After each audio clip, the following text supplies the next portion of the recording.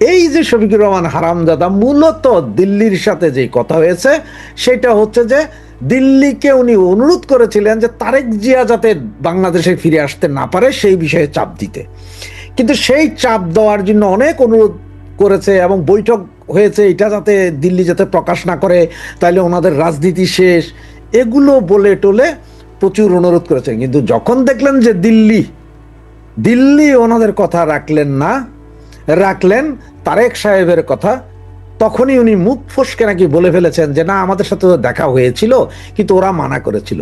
মূলত উনিই নাকি মানা করেছিলেন দিল্লির হাত পা চেপে ধরে। প্রচুর চাটাচাটি করেছেন চাচায় চাটতে দিল্লি আলাদের ওই যে যা আছে না, এই যে এরকম কিছু আছে না, এগুলো সহ নাকি জিব্বা দিয়ে উঠে ফেলাইছেন, জিব্বা দিয়ে পরিষ্কার করে দিচ্ছেন। আর এখন কয় যে না এটা তো ওরা মানা করেছিল।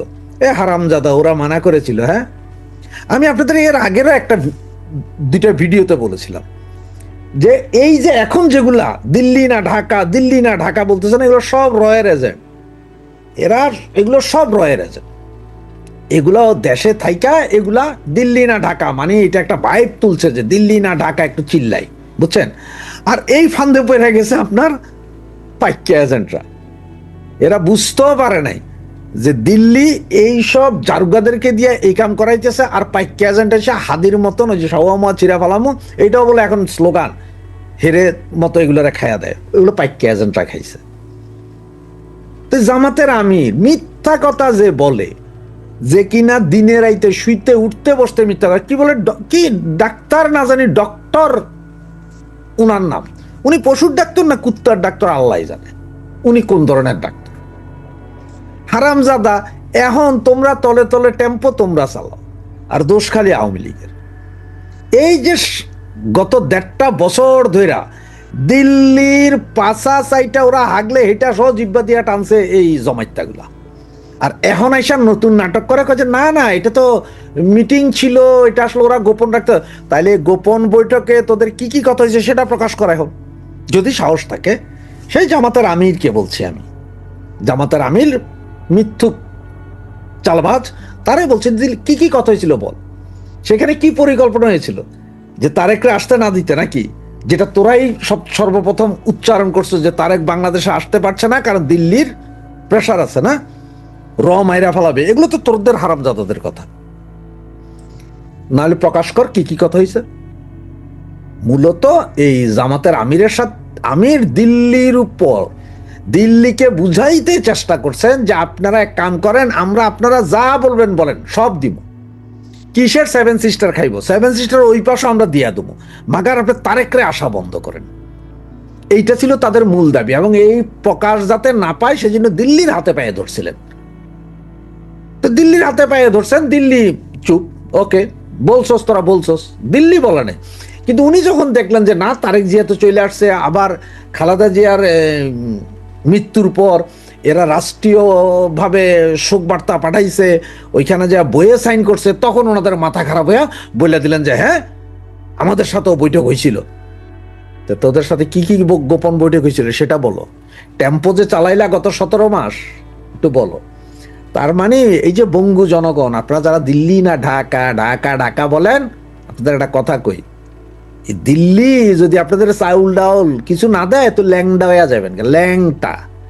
আপনাকে এই যে জমাতের পাল্লায় পড়লে জমাত তারা কি অবস্থা এটা তো জানেন, এরা 71-এ কি করছে তাই তো জানেন। জমাত তাদের বউ বেটি বেচনের সময় আইসা গেছে, বউ বেটি এগুলো গণিমতের মাল হয়ে যাবে বাংলার পাবলিক কাছে। এই জমাত বাংলাদেশের যত অশান্তির মূল এই জমাত, তারা তলে তলে দিল্লির লগে ঠিকই লাইন, রাত দিন 24 ঘন্টা দিল্লির লগে লাইন, দিল্লির লগে লাইন ছাড়া এদের কোনো উপায় নেই।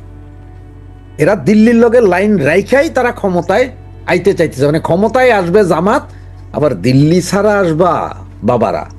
এখন যখন দেখছে বিএনপির পক্ষে মনে হয় চলে যাইতেছে, চলে যাইতেছে মানে কি চলে গেছে, যখন দেখছে তখনই মাথা খারাপ হয়ে গেছে এই মীর জাফর জামাতের আমির শফিকুর রহমানের। হারামজাদার এখনো ছানাপোনা কতগুলো আছে না, যে কালাইয়া মালাইয়া কতগুলা, এই রাজশাহী না কোন বিশ্ববিদ্যালয়ের পোলাপাইন, ওই যে দান তালু মামার ভাইয়েরা, এরা এখনো রাস্তায় ছিল, দিল্লি না ঢাকা।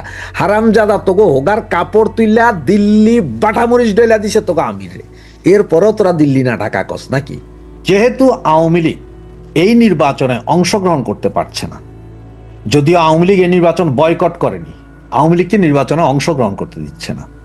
আর সেই জন্যে নেত্রী গত দুদিন ধরে যেসব বক্তব্য দিচ্ছেন বিভিন্ন গ্রুপে, সেখানে উনি সরাসরি বলে দিয়েছেন যে বাংলাদেশ আওয়ামী লীগের কোনো নেতা কর্মী সমর্থক বা যারা আওয়ামী লীগকে চায় তারা কেউ ভোট কেন্দ্রে যাবে না।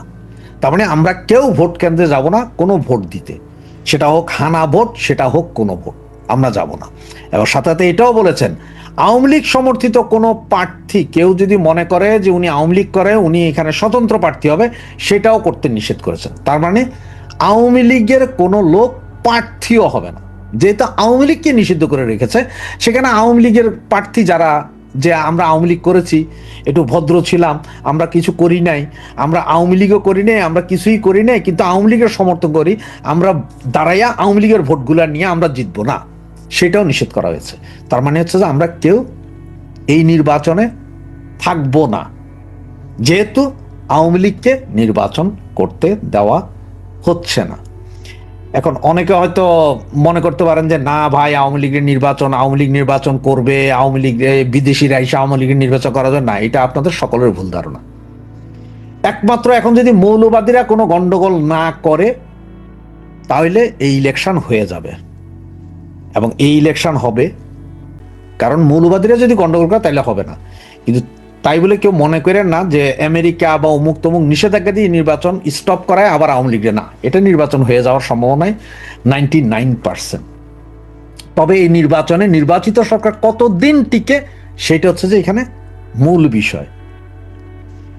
অনেকে তর্কাতর্কি করতেছেন, ফেসবুকে অনেকে লিখতেছেন যে তারেক জিয়া আসার পেছনে কেউ কেউ বলছেন ইন্ডিয়া এবং রাশিয়ার হাত, কেউ কেউ বলছেন আমাদের নেত্রীর সাথে জয়ের সাথে কথা হয়ে আসছে, তারেক জিয়া আসছে। সেটা 50% সত্য, 50% ভুয়া। হ্যাঁ, তারেক জিয়া ইন্ডিয়া এবং রাশিয়ার সাথে আলোচনার পরেই এসেছেন, কারণ তারেক জিয়া সে বক্তব্যটা মনে আছে আপনাদের, যে ওনার হাতে নেই। আবার আপনার এই 2-3 দিন আগে, 4 দিন আগে, মানে তারেক জিয়া আসার 2 দিন আগে ইন্ডিয়ার পররাষ্ট্র মন্ত্রণালয় থেকে যে বিবৃতি দেওয়া হয়েছিল, সেটাও আপনারা দেখেছেন যে তারেক জিয়া আসাতে ওনারা এখন বিএনপি এবং বাংলাদেশের উপর গভীর নজর রাখছেন। এইটার 99% ঠিক হইতে পারে যে ইন্ডিয়া এবং রাশিয়ার সাথে তারেক জিয়ার একটা বৈঠক হয়েছে, যে ওনার নিরাপত্তা বা ওনারা কিছু করা হবে না, এইসব সিগন্যাল পেয়েই হয়তো উনি বাংলাদেশে, হয়তো না এটা সঠিক এসেছেন। তার কারণ হচ্ছে কি জানেন, ইন্ডিয়া শুধুমাত্র আওয়ামী লীগকে আইনা ইলেকশন করতে হবে এগুলো নিয়ে এইসব পেঁচাপেচি এখন যেতে চাচ্ছেন না। তেমন হচ্ছে যে ঠিক আছে একটা ইলেকশন হোক, অন্তত বিএনপি ক্ষমতায় আসুক, সেটা আবার 6 মাসের জন্য হোক আর 1 বছরের জন্য হোক। তার যতক্ষণ পর্যন্ত একটা ইলেকশন হইয়া কোন একটা সরকার না আসবে ততক্ষণ পর্যন্ত মৌলবাদীরা এবং এই গভর্নমেন্ট, যেটা ইন্ট্রিম দখলদার গভর্নমেন্ট আছে, এদেরকে সরানো যাবে না। এদেরকে সরানো না গেলে, আওয়ামী লীগ তো গত 17-18 মাস আপনারা সকলেই চেষ্টা করেছেন, কোনো ফায়দা হয়নি। তার কারণ কি জানেন, এখন উপরের দিকে থুতু মারলে নিজের গায়ে পড়বো, অনেকে হয়তো গালাগালিও করবেন, অনেকে বিশ্বাস করবে না। কারণ আমাদের নেতাকর্মীরা যেমন চিত্ত স্থান হয়ে রয়েছে, এক একজন এক এক জায়গায় চলে আছে, কারণ হচ্ছে ঘর বাড়িতে থাকতে পারতেছে না, তেমনি আমাদের নেতারাও বিদেশের বিভিন্ন জায়গায় এক একজন এক এক জায়গায় আছেন। আবার যে যেখানে আছেন 10-15 জন যেখানে আছেন, এখানে আবার 7-8টা গ্রুপিং আছে ওনাদের মধ্যে। না ওরা পারতেছে আমাদের কন্ট্রোল করতে, না আমরা পারতেছি ওদেরকে এক জায়গায় করতে। সুতরাং এটা ত্রাহি ত্রাহি অবস্থা। সুতরাং এই অবস্থায় কোনো আন্দোলন করা যাবে না, বা আমরা যে এই নির্বাচন প্রতিহত করব সেই সক্ষমতা এই মুহূর্তে আওয়ামী লীগের নাই। এটা আপনি স্বীকার করেন চাই নাই করেন, আওয়ামী লীগের এই সক্ষমতা নাই। কারণ 96 সালের যে নির্বাচন, 15 ফেব্রুয়ারি নির্বাচন, সেই নির্বাচনে সারা বাংলাদেশে প্রায় 700 ভোট কেন্দ্র আগের দিন রাতে ভাঙচুর বা আগুন জ্বালিয়ে দেওয়া হয়েছিল। কারণ তখন আমাদের নেতা কর্মী বলেন আর নেতারা বলেন সবাই বাংলাদেশেই ছিলেন, সম্ভব হয়েছিল। কিন্তু এইবার যে অবস্থা, এখনকার যে অবস্থা, তাতে আমাদের নেতাকর্মীরা বাড়ি ঘরে নেই, এলাকা ছাড়া সবাই। এবং আমাদের নেতারা তো সব আপনাদের আর বইলা কি 60%-এর উপরে পগার পার, বাকি 40% তারাও চুপচাপ। কারণ কোনো নির্দেশনা সঠিকভাবে নাই যে কেমনে কি করবে। বা কোথায় কি হবে। ওই গ্রুপে গ্রুপে সারা রাত ভৈরা ওই আলোচনা কইরা কিছুই হয় না, ওই আলোচনার অংশগুলোই আবার ফ্লাশ হয়ে যায়। সুতরাং কিছুই করার ক্ষমতা নেই। সুতরাং একমাত্র এখন উপায় ইলেকশন করে বিএনপি আসুক, মৌলবাদীদেরকে বিএনপিরা দমাইতে বাধ্য, কারণ ইন্টারন্যাশনাল নিজেদের রাখতে গেলে সে দমাইতে হবে। আর সেটা দমন করতে পারলে কোর্টে বিচারপতিরা নিয়োগ হবে। হ্যাঁ, এখন বলতে হবে জামিন দিবে না, না 50% জামিন দিবে না, 50% জামিন দিবে, কারণ আইন তো কাজ করবে। এখন তো যেমন আওয়ামী লীগ দেখলেই ছাইরো না, আওয়ামী লীগ সভাপতি সেক্রেটারি নির্বাচন দেখলেই ছাইরো না, কিন্তু তখন আস্তে আস্তে ছাড়া শুরু হবে। কারণ আর বেশি দিন 1-1.5 বছর একজন আটকা আছে, এটা থাকবে না। এটা ছাড়বে, আন্দোলন জমাইতে পারবে, হয়তো 6 মাস লাগবে বা 1 বছর, কিন্তু আওয়ামী লীগ আবার ওই ঘুরে দাঁড়াবে। আর তখনই হয়তো আবারও সেই, আপনারা হয়তো দেখতে আজকে 4-5 দিন ধরে ইন্ডিয়ান মিডিয়া বা অন্য মিডিয়া আওয়ামী লীগ নিয়ে খুব একটা কথাবার্তা বলা হচ্ছে না, একটু চিপ। এটাও এগুলো প্ল্যানিং এর অংশ। যারা জিও পলিটিক্স বুঝেন, যারা রাজনীতি বুঝেন, তারা অনেকেই বুঝবেন যে যুদ্ধ কালকে শুরু করবো বলেই হয় না, একটু সময় লাগে, গুছাইতে সময় লাগে। জিও পলিটিক্স যেমন 20-25 বছর লাগে একটা ঘটনা ঘটাইতে, তেমনি এগুলো করতো, এই রাজনীতিতে উঠা দাঁড়াইতে আসতে কিছুদিন সময় লাগে। সেই সময় গত 17 মাসে চেষ্টা করা হয়েছে, পারে নাই। এখন হয়তো একটা ইলেকশন হয়ে গেলে আগামীতে হয়তো আবার চেষ্টা করবে এবং সেই সফলতা পাবে। তবে এটা নিয়ে মন খারাপ করার কোনো কথা নয়, বা মন খারাপের কিছু নাই যে হায় হায় বিএনপি ক্ষমতায় আসলে কি হবে। না ভাই, আসুক 6 মাস বা 1 বছর, সর্বোচ্চ না হয় 3 বছর, আমি বলবো 29 সাল পর্যন্ত হয়তো বিএনপি ক্ষমতায় থাকবে, কিন্তু এর ভিতরে বিএনপিকে ফালাই দেওয়া হবে এবং আওয়ামী লীগ সহ আবার একটা নির্বাচন হবে। আর এখন আওয়ামী লীগও যেটা চাচ্ছে যে একটা নির্বাচন হোক, আওয়ামী লীগের অন্তত মুখ থাকবে, সারা পৃথিবীরে বলতে পারবে যে আপনারা আমাদের সময় বলেন যে নির্বাচন ভালো ছিল না, আমরা তো কোনো দলকে ব্যান করে দিয়ে নির্বাচন করিনি, কিন্তু ওরা তো ব্যান করে দিয়ে নির্বাচন করছে। শুধু আওয়ামী লীগ না, 14 দল করতে পারবে না। কাদের সিদ্দিকী অলরেডি ঘোষণা দিয়েছে করতে পারবে না, জাতীয় পার্টি হয়তো ঘোষণা দেবে। আবার এদিকে বিএনপি চাচ্ছে জাতীয় পার্টির সাথে আসন ভাগাভাগি করতে, তার মানে জাতীয় পার্টির মাধ্যমে যদি আওয়ামী লীগের কিছু ভোট আসে। এগুলো বুঝেই আমাদের নেত্রী বলে দিয়েছে একটা লোক ভোট কেন্দ্রে যাবে না। তার মানে আওয়ামী লীগের যে 30 বা 40% ভোট আছে, এদের কেউ ভোট কেন্দ্রে যাবে না। এরপরে আর কয় পার্সেন্ট ভোট হয় সেটা দেখেন, কত গন্ডগোল হয়, কত মার্ডার হয়, সেটা দেখতে থাকেন। এটাই হচ্ছে যে মূল কাহিনী।